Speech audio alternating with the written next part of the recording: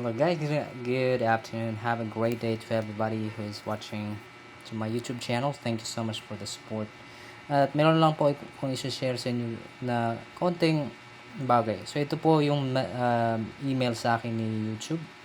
So, hi Dance JP, yun po yung channel ko. We noticed that you haven't posted any content to your YouTube channel, Dance JP, for several months and have fallen below the eligibility. So, basically po guys, ang mga sinabi po ni YouTube dito is within the next 30 days, kapag hindi ako pumasa sa eligibility threshold nila, i-disable nila yung monetization. Monetize na po yung YouTube ko guys before. Kaso nga lang, wala akong maiisip na content at nagiging busy ako sa work at the same time, wala akong magandang gamit na pang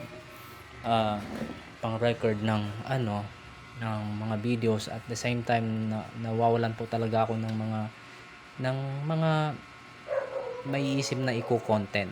So basically actually wala naman ako magandang content po talaga. Kaya nag-iisip ako ng magandang content. I hope na somebody will follow. You know, it's a struggle lalo na kapag start ka ng YouTube and then wala kang alam kung anong mga talagang gagawin mo for yung mga i-upload mo na videos.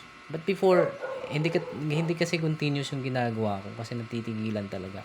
So ito guys, yung ginagawa ko, nag-try ako mag-record kanina, tapos i-upload natin yan dito kung paano po magpalit ng password sa Facebook. So napaka-basic lang naman siya, pero tinatry ko lang siya. This is to keep my account active.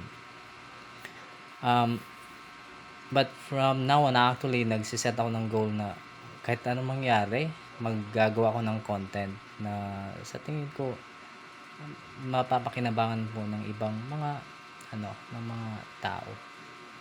For sure, ng mga hindi pa marunong din.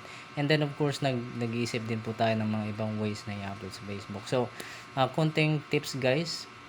Kapag hindi nyo po ginagamit yung Facebook nyo, I mean yung YouTube nyo, na-monetize na kayo, ma-demonetize din pala siya. So, you have to keep it up.